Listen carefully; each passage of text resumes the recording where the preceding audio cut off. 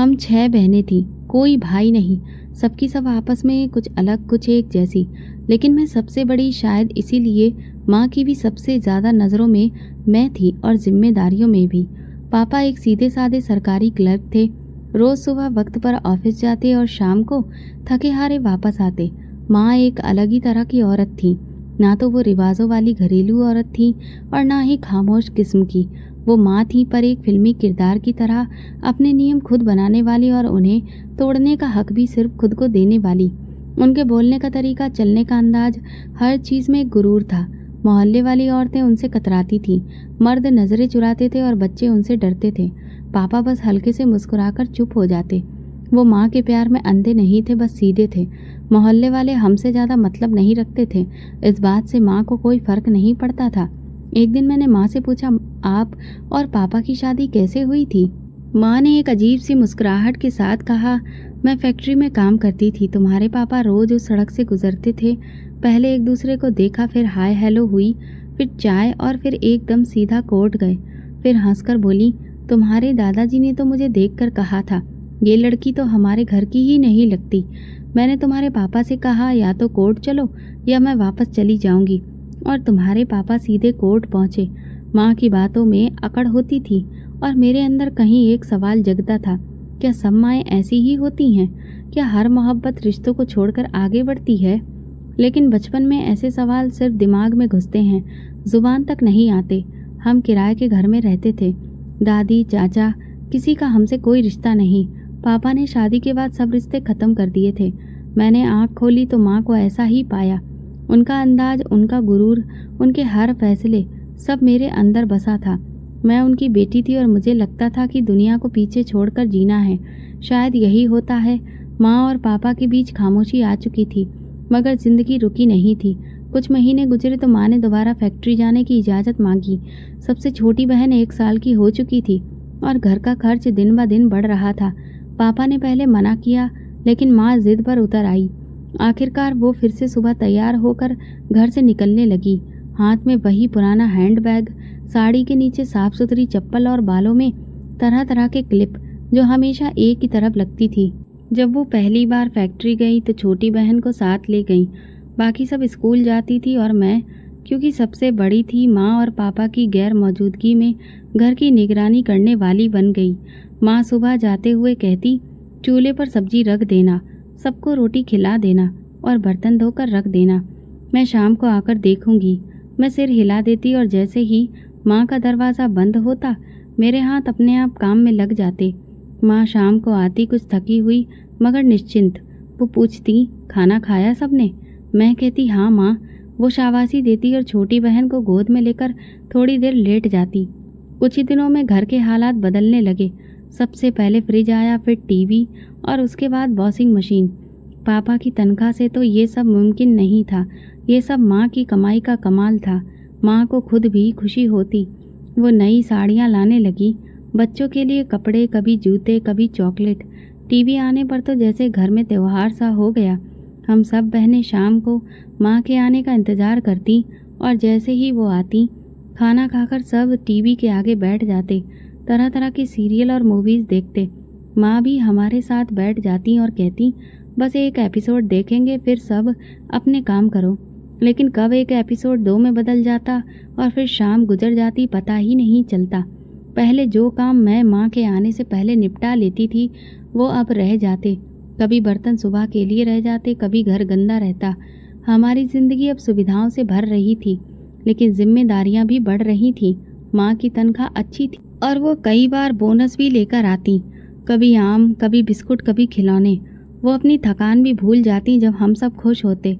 पापा को माँ की नौकरी का फ़ायदा तो नज़र आता था, लेकिन वो उनकी बदलती आदतों से चुपचाप उलझते जा रहे थे।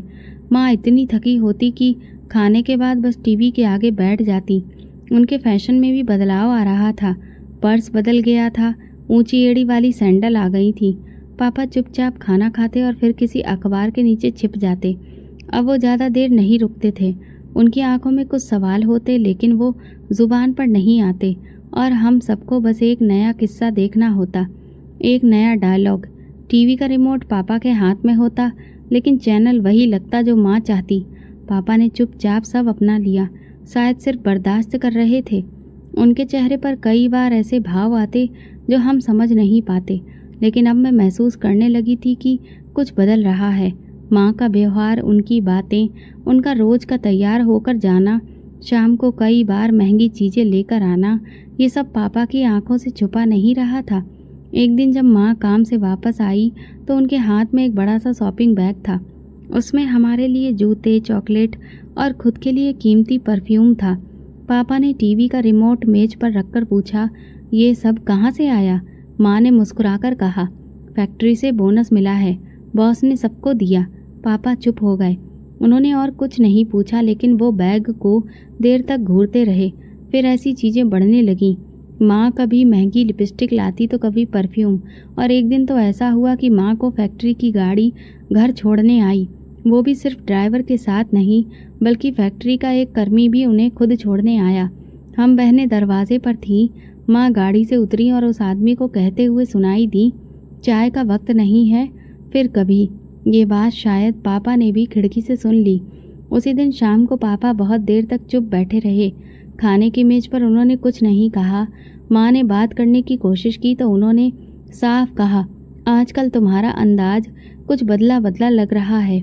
माँ ने तुरंत कहा, क्या मतलब है? घर के लिए कुछ कर रही हूँ तो भी बात, ना करूँ तो भी दिक्कत। पापा ने आंखें नीचे करके कहा, बस चाहता हूँ कि मेरी पत्नी का आना जाना, उठना बैठना थोड़ा सोच समझ कर हो। माँ ने हंसकर कहा, सोच समझ कर? मैं क्या कोई बच्ची हूँ? पापा ने कोई जवाब नहीं दिया, लेकिन अगले दिन सुबह उनका मूड खराब था और वो ऑफिस जाने से पहले भी चुप रहे। कुछ दिनों बाद मैं रात के वक्त पापा को फ़ोन पर बात करते सुन रही थी। वो कमरे में नहीं बल्कि आंगन में थे और धीमी आवाज़ में किसी से कह रहे थे, मुझे अपनी बीवी पर शक है। वो फैक्ट्री के मालिक के साथ कुछ ज़्यादा ही नज़दीक हो गई है। कभी गिफ्ट, कभी लिफ्ट, कभी बोनस। मैं दरवाजे के पीछे खड़ी रह गई। दिल तेज़ी से धड़कने लगा, लेकिन मैं हिली नहीं। वो किसी से राय ले रहे थे या फिर शिकायत कर रहे थे, ये समझ नहीं आया, लेकिन पहली बार मुझे लगा कि कुछ बड़ा होने वाला है। फिर एक दिन रात के खाने पर अचानक पापा ने माँ से कहा, नौकरी छोड़ दो, मुझे तुम्हारी ये नौकरी पसंद नहीं आ रही। माँ ने खाने का निवाला रोककर उनकी तरफ देखा। क्यों? ऐसा क्या किया है मैंने? पापा ने सतर्क लहजे में कहा, ज़्यादा बनो मत, सब जानता हूँ। वो तुम्हारा बॉस, तुम्हारी ट्रॉफियाँ, सब दिखाई देता है मुझे। ये पहला मौका था जब घर की चुप्पी पर लड़ाई इस कदर बुलंद आवाज़ में हुई कि हम बहनें वहाँ से उठ गए। छोटी बहन रोने लगी, लेकिन किसी ने उसकी तरफ ध्यान नहीं दिया। माँ ने झल्लाकर कहा, मेरी कमाई खाते हो और मुझ पर ही शक करते हो? पापा ने मेज पर हाथ मारकर कहा, मैं मर्द हूँ, मेरे घर में इज्जत पहली चीज़ है और आज वो खतरे में है। उस रात दोनों के बीच बहुत जोर की लड़ाई हुई। मैं कमरे के बाहर खड़ी सब सुन रही थी। दरवाजे के पीछे से माँ की आवाज़ आई, अगर इतनी ही दिक्कत है तो फिर अभी तलाक दे दो, नौकरी तो मैं छोड़ने वाली नहीं। और फिर अचानक एक तेज़ आवाज़ आई, जैसे कुछ गिरा हो। पापा ने माँ पर हाथ उठाया था। दूसरी सुबह माँ की आंखें सूजी हुई थीं और चेहरे पर खरोंच थी। उन्होंने कुछ नहीं कहा। पापा ऑफिस चले गए और माँ ने बस इतना कहा, तुम सब संभालना, मैं देर से आऊँगी। हम सब स्कूल चले गए, लेकिन शाम को जब लौटे तो पापा घर पर नहीं थे। आधी रात हो गई, फिर भी वो नहीं आए। माँ ने कुछ नहीं कहा, जैसे कि उन्हें कोई फिक्र ही ना हो। अगले दिन शाम के करीब दरवाज़ा खुला। पापा अंदर आए, लेकिन उनकी हालत बहुत बुरी थी। शर्ट फटी हुई, चेहरे पर जख्म और बाजू पर पट्टी। हम सब भागकर उनके पास गए। माँ दूर खड़ी रही। पापा ने बस इतना कहा, किसी ने पीछे से हमला किया है रास्ते में। माँ ने कहा, या फिर किसी से पंगा लिया होगा। पापा ने माँ की तरफ देखकर कहा, जिसे तुम बॉस कहती हो उसका अंदाज भी मुझे मालूम है। ये बात सुनकर माँ का चेहरा पीला पड़ गया, लेकिन उन्होंने कुछ नहीं कहा। मैंने पहली बार अपने घर के अंदर वो खामोश जहर महसूस किया जो दिखाई नहीं देता, मगर सब कुछ बदल देता है। उसी दिन मुझे एहसास हुआ कि ऐसा ही सिर्फ बाहर नहीं, घरों के अंदर भी गहरे हो सकते हैं। पापा की जख्मी हालत में घर वापसी के बाद एक अजीब सा सन्नाटा छा गया। माँ और पापा एक ही छत के नीचे रह रहे थे, मगर एक दूसरे के लिए जैसे अजनबी हो चुके थे। बातचीत पूरी तरह बंद थी। खाने की मेज पर सिर्फ चम्मच और प्लेटों की आवाज़ सुनाई देती। ना कोई रोज़मर्रा की बातचीत। छोटी बहनें कुछ समझ नहीं पाती थी, लेकिन मैं जानती थी कि खामोशी सिर्फ खालीपन नहीं होती, वो होती है बस सुनने के लिए। समझनी चाहिए। पापा ज़्यादातर अपने कमरे में रहने लगे थे। एक शाम पापा ने कमरे से निकलकर माँ से कहा, सुन लो, अगर कल भी तुम काम पर गई तो मैं तुम्हें तलाक दे दूंगा। माँ ने सोफे पर बैठे बैठे नज़र उठाई और बस इतना कहा, कल क्या, आज अभी दे दो, मैं तो नौकरी पर ज़रूर जाऊंगी।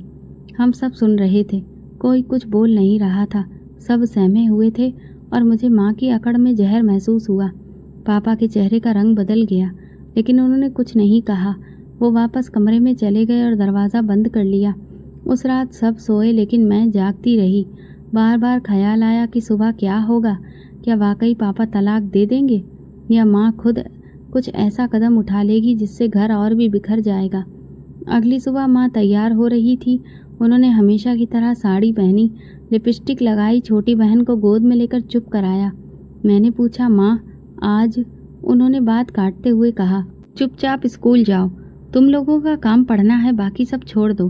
मैंने कुछ नहीं बोला, बस छोटी बहन का बैग संभाला और सबको लेकर स्कूल की तरफ निकल गई। हम बहनें स्कूल गईं और जैसे हर रोज़ होता था वैसे ही दिन गुजरा। वापसी पर घर आए तो दरवाज़ा खुला था, लेकिन माँ घर पर नहीं थी। मैंने सारे कमरे देखे, आंगन में जाकर देखा, लेकिन वो कहीं नहीं थी। बहन ने पूछा, माँ कहाँ है? मैंने कहा, शायद बाहर गई हैं, आ जाएंगी। लेकिन दिल के किसी कोने में बेचैनी थी। वक्त गुजरता गया, दोपहर शाम में बदली, शाम रात में। माँ लौट आई, थकी हुई थी, जैसे कुछ छुपाने की कोशिश कर रही हो। मैंने दबे लहजे में पूछा, पापा कहाँ हैं? उन्होंने तुरंत पलटकर सख्ती से कहा, मैं क्या पता लगाऊं, कोई छोटे बच्चे थोड़ी हैं, खुद ही आ जाएंगे। उनका अंदाज ऐसा था जैसे कुछ जानते हुए भी वो अनजान बनने की कोशिश कर रही हो। मेरे अंदर एक घबराहट थी। रात हो चुकी थी, पापा का कोई अता पता नहीं। वो कभी इतनी देर नहीं करते थे। उनका मोबाइल भी बंद जा रहा था। हमने खाना भी नहीं खाया, बार बार दरवाजे की तरफ देखते रहे।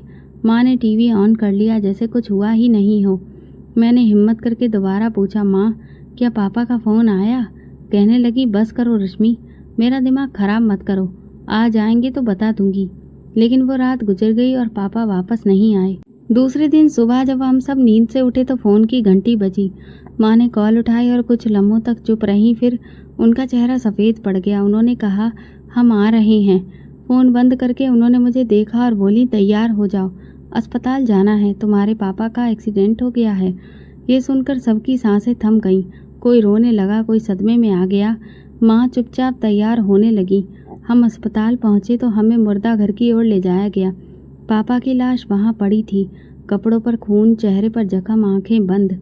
एक गाड़ी ने उन्हें जोर से टक्कर मारी थी। कुछ गवाहों के मुताबिक वे सड़क पार कर रहे थे और दूसरी तरफ कुछ देखते देखते अचानक गाड़ी की चपेट में आ गए। माँ रो रो कर सबका ध्यान अपनी ओर खींचने लगी। मोहल्ले वाले हमदर्दी जताने आए। अंतिम क्रिया का इंतजाम हुआ। सब कुछ इतनी जल्दी में हुआ कि हम समझ ही नहीं सके कि कल तक जो इंसान हमारे साथ था वो आज सिर्फ एक खामोश शरीर बन चुका है। मोहल्ले वालों ने माँ को अब घर बैठने की सलाह दी, लेकिन उन्होंने नहीं सुना। तीसरे ही दिन वे फैक्ट्री जाने की तैयारी करने लगी। मैंने कहा, माँ आपको तो? उन्होंने बात काटते हुए कहा, काम पर जाना है, ये सब बस बकवास करने वाले होते हैं, कमाने वाले नहीं। हम सब चुप हो गए। अब घर के हर कोने में खामोशी गूंजने लगी। पापा तो चले गए, लेकिन उनके साथ बहुत कुछ लेकर गए, सवाल, शिकायतें और वो भरोसा जो कभी इस घर की बुनियाद था। पापा को गए 10 दिन भी नहीं हुए थे कि माँ ने घर के माहौल में ऐसा बदलाव लाना शुरू कर दिया जैसे कुछ हुआ ही ना हो। मोहल्ले की औरतें पहले 2-3 दिन खाना लेकर आईं, 4 दिन अफसोस के बहाने बैठीं, फिर धीरे धीरे आना बंद कर दिया, क्योंकि उन्हें लगने लगा था कि माँ के अंदाज में अफसोस कम और आज़ादी ज़्यादा है।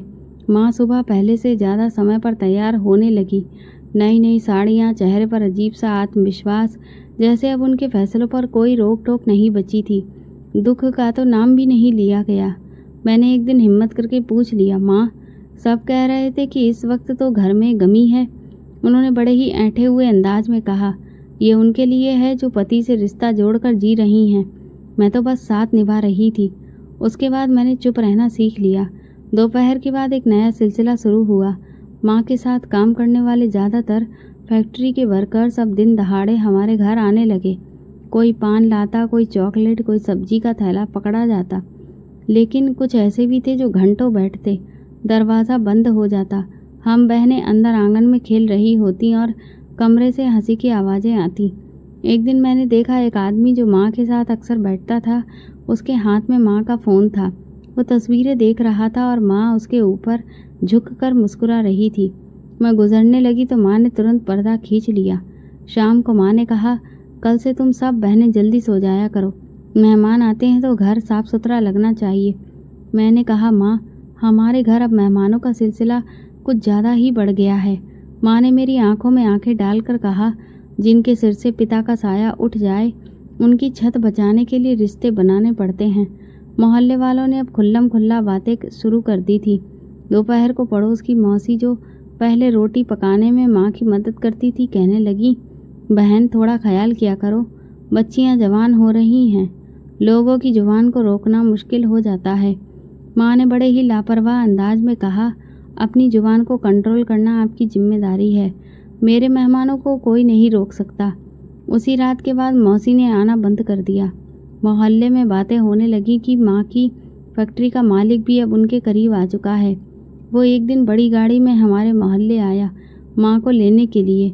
माँ नए कपड़ों में लिपस्टिक लगाए बाहर आई और गाड़ी में बैठकर चली गई और हम सब दरवाजे से देख रहे थे।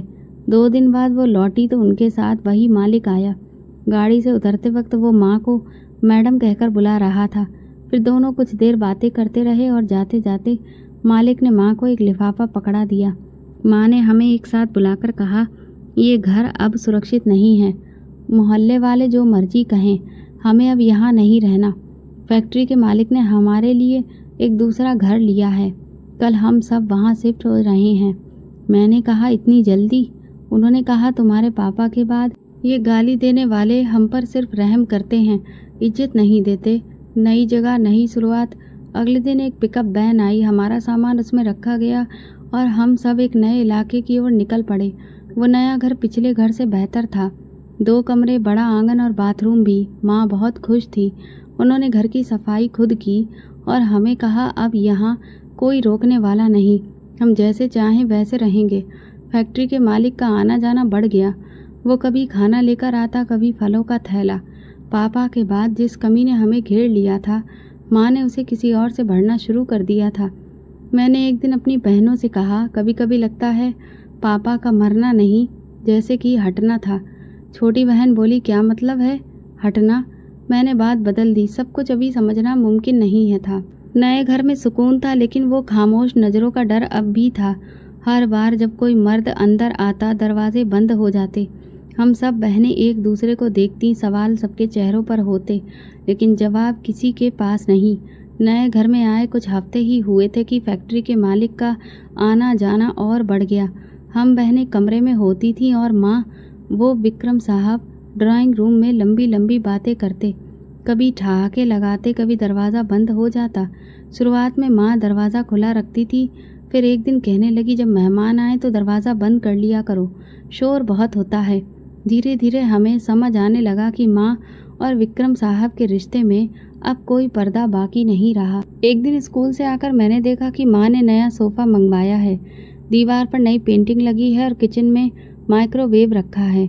मैंने पूछा, ये सब कहाँ से आया? माँ ने तुरंत कहा, विक्रम साहब ने दिया है, कहा कि बच्चों को आराम मिलना चाहिए। कुछ दिन बाद उन्होंने कहा, रश्मि, विक्रम साहब चाहते हैं कि तुम कंप्यूटर कोर्स ज्वाइन करो, उन्होंने फीस दी है, कल से जाना शुरू करो।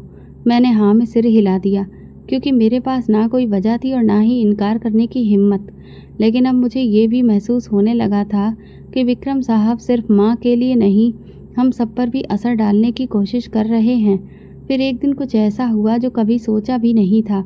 दोपहर का वक्त था, माँ भी फैक्ट्री से आई हुई थी कि दरवाजे पर जोर की दस्तक हुई। मैंने दरवाज़ा खोला तो एक मॉडर्न सी औरत अंदर दाखिल हुई।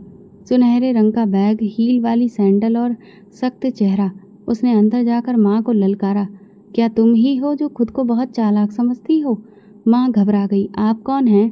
उसने हाथ में विक्रम साहब की तस्वीर दिखाते हुए कहा, ये मेरे पति हैं और तुम उनके ऑफिस में नौकरी करती हो, लेकिन काम से ज़्यादा और भी कुछ करती हो। वो भी मैं जानती हूँ। माँ ने बात संभालने की कोशिश की। मैडम आराम से बात करिए, मैं आपके पति की एम्प्लॉय हूँ, दोस्त नहीं। उस औरत ने हाथ में मोबाइल दिखाया। ये सब रिकॉर्डिंग्स और तस्वीरें हैं, तुम्हारे घर आते जाते, तुम्हारे साथ खाते पीते। अब तुम्हें फैक्ट्री तो क्या, बाजार में भी जगह नहीं मिलेगी। वो औरत कुछ देर चीखती रही, माँ को सबके सामने बेइज्जत करने की धमकी दी, फिर वापस चली गई। हम सब बहनें एक कोने में सहमी खड़ी थीं। माँ थोड़ी देर खामोश रही, फिर अंदर चली गई और दरवाज़ा बंद कर लिया। अगले दिन माँ ऑफिस गई, लेकिन दोपहर को जल्दी वापस आ गई। उनके चेहरे पर वो भरोसा नहीं था जो हर रोज़ होता था। उन्होंने हम सबको देखा, फिर पर्स एक तरफ रखकर कहा, फैक्ट्री बंद कर दी गई है मेरे लिए। मैंने धीरे से कहा, विक्रम साहब कुछ नहीं बोलेंगे? माँ ने ठंडे स्वर में जवाब दिया, वो अब बोलेंगे नहीं, बस छुपेंगे।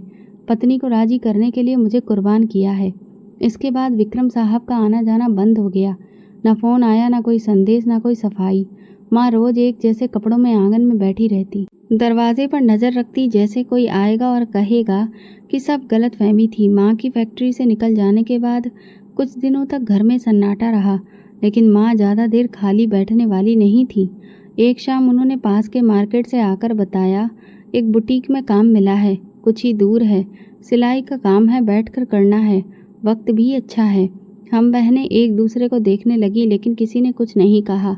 माँ ने पर्स उठाया और अगले दिन से नया काम शुरू कर दिया। शुरू में वो वक्त पर आती, थकी हुई होती, लेकिन पर्स में कुछ ना कुछ लेकर ज़रूर आती। कभी आइसक्रीम, कभी समोसे या मेहंदी का कोन। हम सब फिर से अपने रूटीन में ढलने लगे थे। फिर वही सिलसिला दोबारा शुरू हुआ, बस इस बार चेहरे नए थे। बुटीक के क्लाइंट्स माँ को छोड़ने आने लगे और कुछ दिन बाद आने का बहाना बनाकर बैठने भी लगे। शुरू में माँ उन लोगों से संकोच के साथ बात करती, फिर धीरे धीरे वो संकोच भी ख़त्म हो गया। एक दिन माँ के साथ एक आदमी आया जो कुछ ज़्यादा ही खुलकर बात करने वाला लग रहा था। वो सोफे पर टेक लगाकर बैठा। मैं चाय लेकर आई तो उसने मजाक में कहा, बहुत दिन बाद मिली हो, तुम बिल्कुल एक दोस्त जैसी लग रही हो। माँ ने हंसकर कहा, दोस्ती का दौर है, रिश्ते निभाने का तो वक्त गया। मैं उस वक्त किचन में थी, लेकिन उनकी बातें दीवारों से टकराकर मुझ तक पहुंच रही थीं। कुछ देर बाद माँ ने मुझे आवाज़ दी, रश्मि ज़रा चाय ले आओ, दोबारा ठंडी हो गई है। मैंने चाय बनाई और सोचती रही कि ये सब मेरे सामने हो रहा है। पहले मैं नज़र चुराती थी, अब मैं देखकर भी अनदेखा करने लगी थी। कॉलेज में एडमिशन लिए मुझे कुछ महीने हो चुके थे। वो एक अलग दुनिया थी, जहाँ हर चीज़ माँ की तरह ही बदली हुई थी, लेकिन एक नए अंदाज में। वहाँ मेरी दोस्ती रीमा और सोनिया से हुई, जो हमारी ही गली में रहती थी, लेकिन मिजाज में बिल्कुल अलग थी। रीमा ने पहले हफ्ते ही कहा, तुम बहुत रिजर्व हो, थोड़ा खुलकर जियो, ये कॉलेज है, कोई स्कूल नहीं। सोनिया हंसी। रश्मि को देखकर लगता है जैसे वो कहानियों की दुनिया से आई हो। मैं पहले हिचकिचाती रही, लेकिन वक्त के साथ उनकी बातों में आ गई। उन्होंने मुझे मोबाइल लेने के लिए तैयार कर लिया, माँ से फरमाइश की, और हैरत तब हुई जब माँ ने मुझे फ़ोन दिलवा भी दिया। कहने लगी, वक्त बदल गया है, बच्चियों को भी होशियार होना चाहिए। और फिर धीरे धीरे नए नंबर, दोस्तों की कॉल्स और एसएमएस का ना रुकने वाला सिलसिला शुरू हो गया।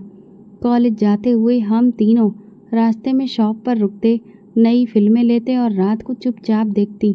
माँ को अंदाज़ा था, लेकिन वो कुछ नहीं कहती।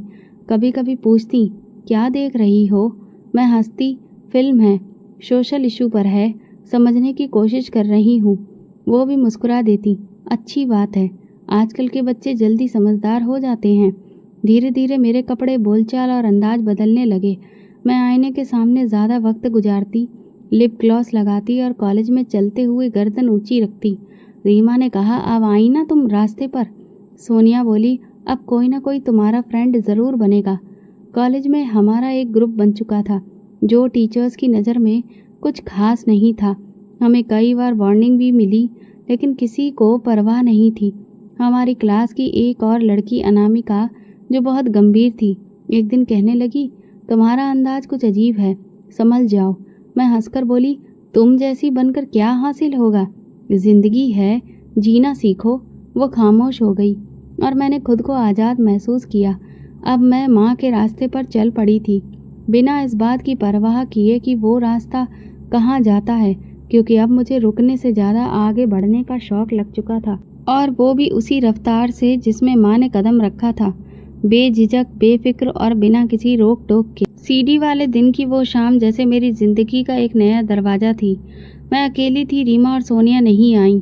वापसी पर जब सीडी बैग में से गिर गई और एक लड़का पीछे से आवाज़ देकर रोकने लगा तो दिल में हल्की सी खुशी भी थी, हैरत भी। वो बाइक पर था, हाथ में मेरी सीडी, मुस्कुराहट में अलग अंदाज। वो बड़ी शराफत से बोला, ये आपके बैग से गिरी थी। मैंने नज़र झुकाकर कहा, थैंक्स।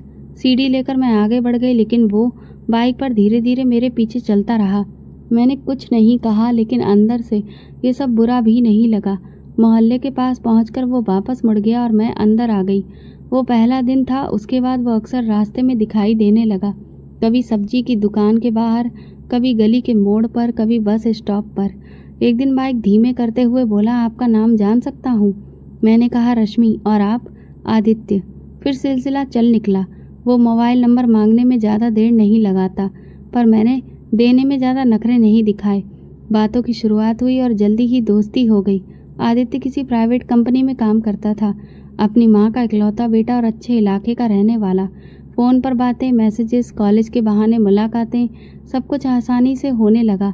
आदित्य वक्त का पक्का था, बातों में गर्मी और अंदाज में गंभीरता रखता था। माँ को जब पता चला तो उन्होंने पूछा, क्या वो गंभीर है या बस वक्त गुजार रहा है? मैंने तुरंत कहा, गंभीर है। माँ ने हंसकर कहा, तो फिर उसे कहो घर आकर मिले। हमारी नज़रों में आ जाएगा तो तुम्हें खुला मौका मिलेगा, वरना चुपचाप कर कुछ भी हासिल नहीं होता। आदित्य को बताया तो अगले दिन ही शाम को वो माँ से मिलने आ गया। माँ ने सवाल जवाब किए, उसकी तनख्वाह, नौकरी, घर का माहौल सब पूछा और जल्दी ही वो घर का मेहमान बन गया। हम सबके लिए बिस्किट लाता, कभी आइसक्रीम, कभी स्प्रिंग रोल, और माँ के लिए हमेशा एक छोटा सा तोहफा।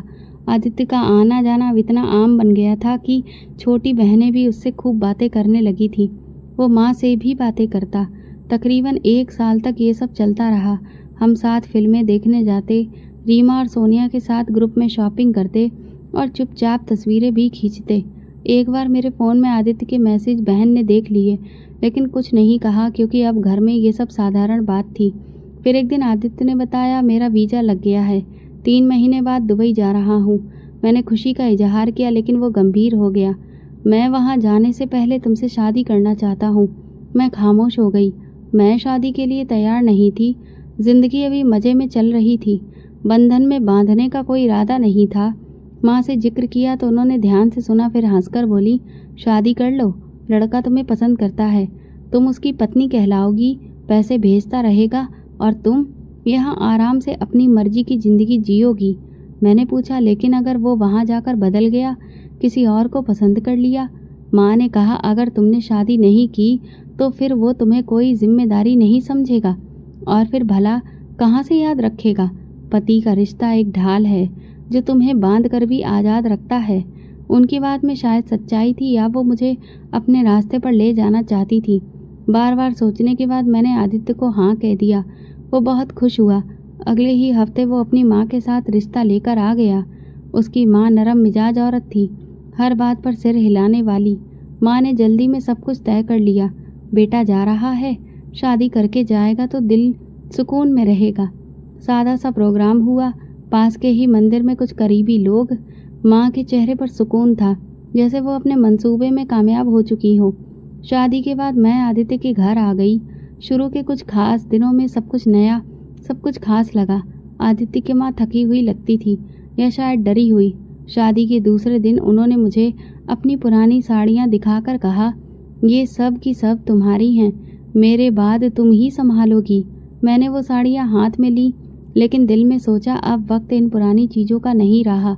मैं अगले ही हफ्ते अपने लिए नई साड़ियाँ खरीद लाई और माँ को फ़ोन करके कहा, माँ यहाँ तो सब खामोश हैं, आप और बहनें आ जाओ।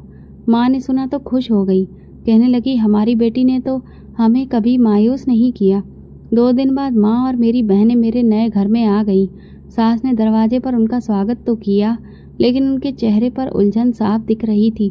वो ज़्यादा बोलती नहीं थी, सिर्फ इतना कहा, ठीक है, सबको जगह दे रही हूँ, अब ख्याल भी रखना, तुम्हारा काम है। पहले हफ्ते सबने मिलजुल कर वक्त गुजारा, लेकिन धीरे धीरे माँ का असली रंग निकलने लगा। उन्होंने किचन में कदम रखा और सास से कहा, आप बैठिए, हम सब कुछ संभाल लेंगे साथ में। सास ने हैरत से देखा लेकिन कुछ नहीं कहा। अगले दिन माँ ने घर की सफाई की, पर्दे बदले, सजावट बदली, बहनों को काम बांट दिया। कोई झाड़ू लगाता, कोई किचन संभालता और सास वो कोने में बैठकर खामोशी से सब देखती। धीरे धीरे हालात यूं बनने लगे कि सास को सब काम खुद करना पड़ता। माँ और बहनें एक कमरे में बैठकर बातें करती, चाय बनती, खाना वहीं पकाती और सफाई भी उन्हीं के हिस्से में आ गई।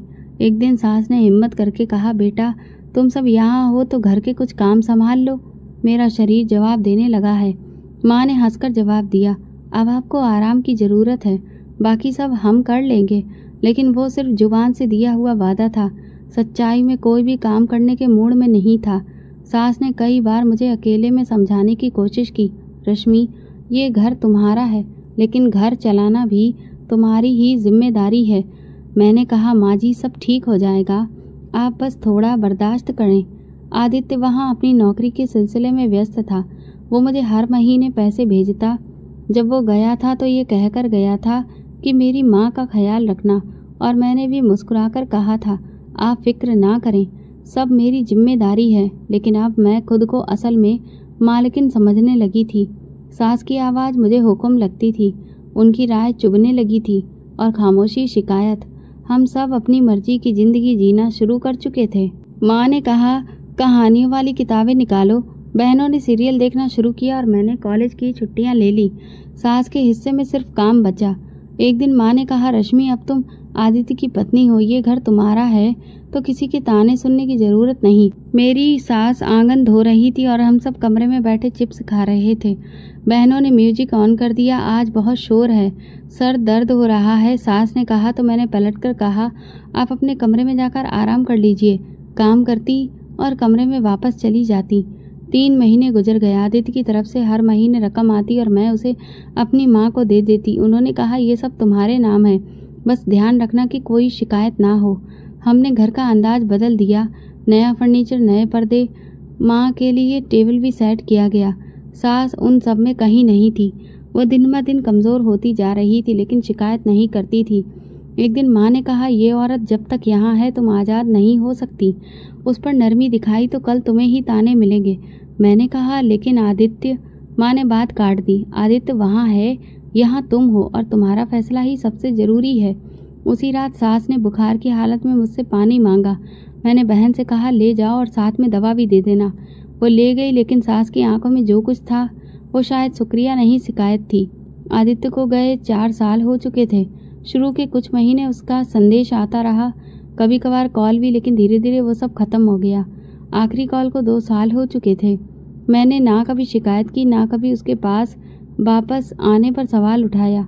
पैसे वक्त पर आ रहे थे, हमें और क्या चाहिए था। मैं पूरी तौर पर घर की मालकिन बन चुकी थी।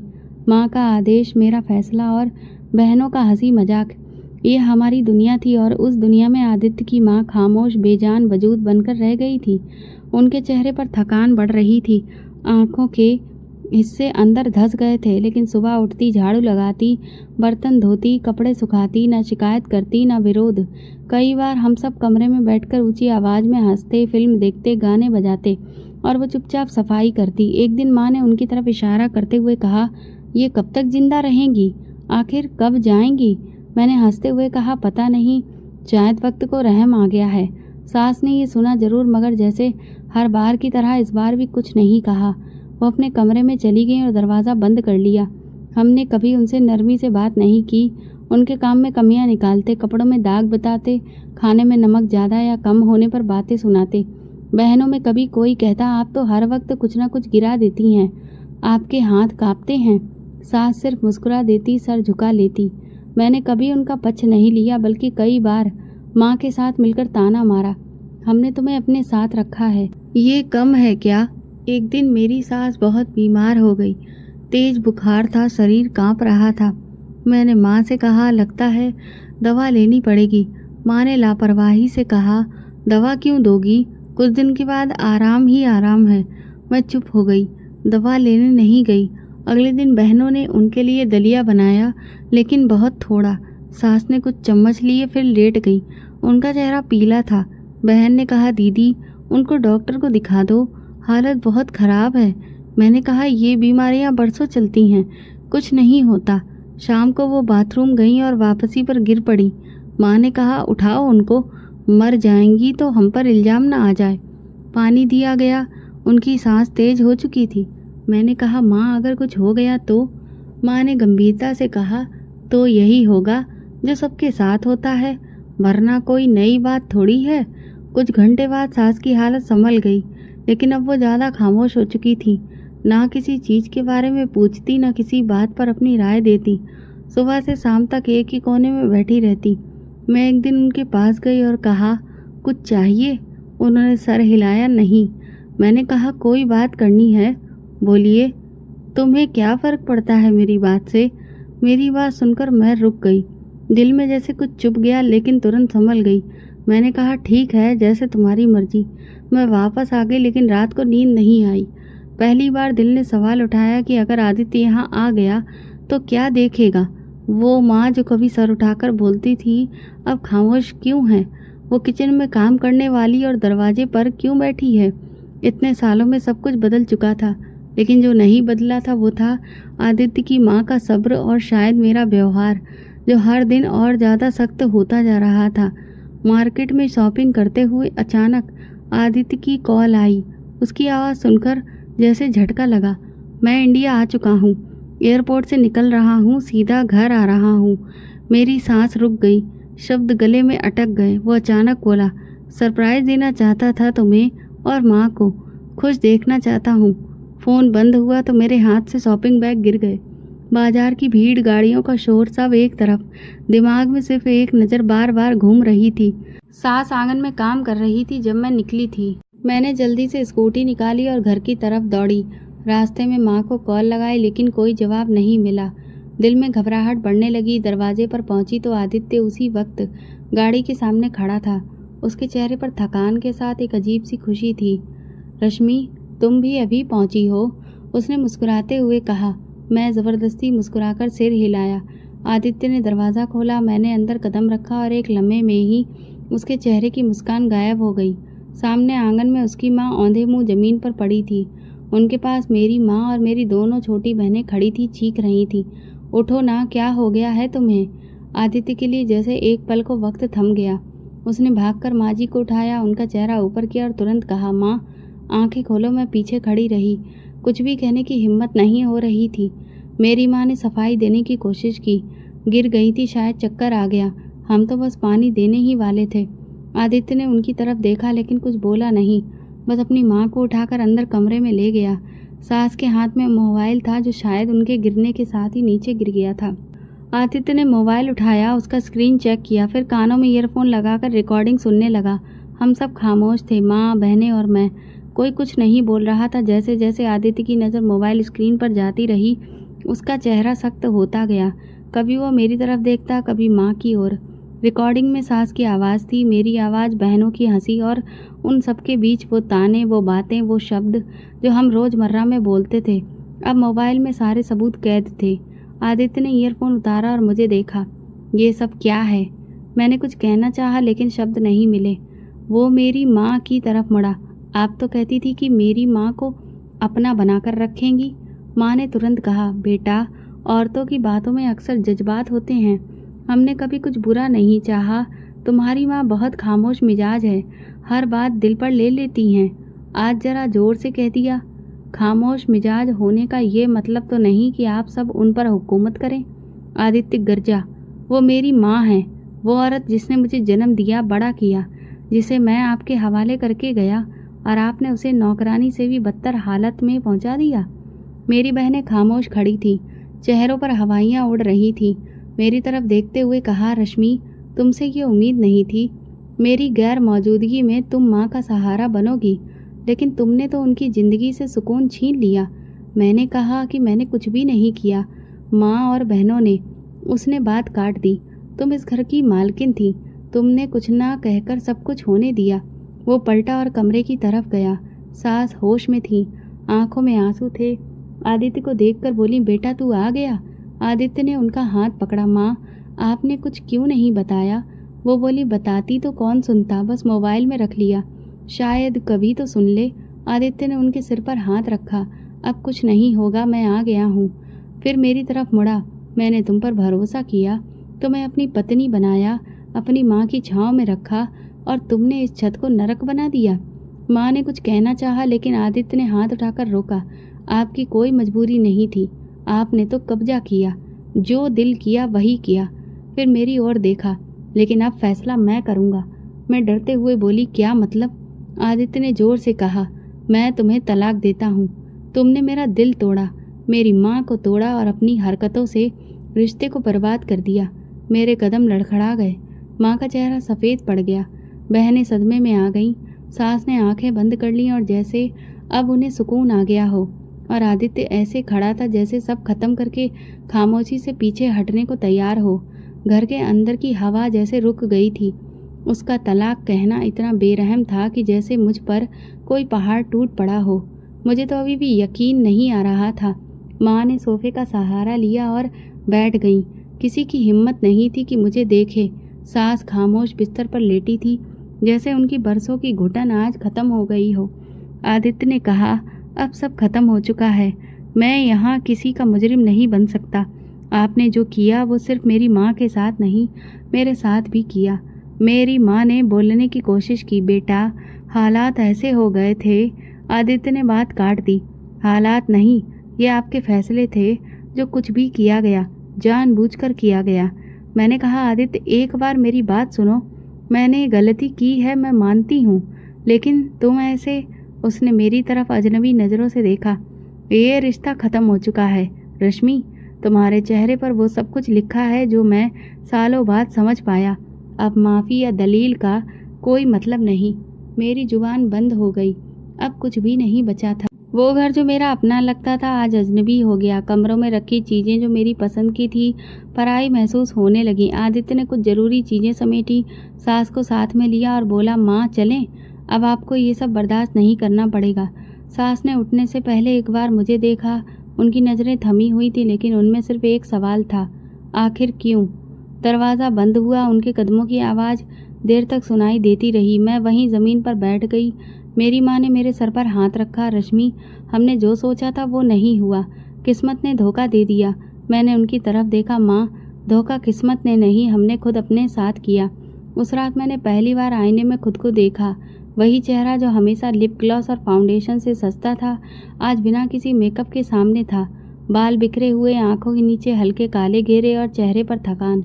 मैंने हाथ बढ़ाकर आईने को छुआ और फिर धीरे से कहा, ये मैं हूँ।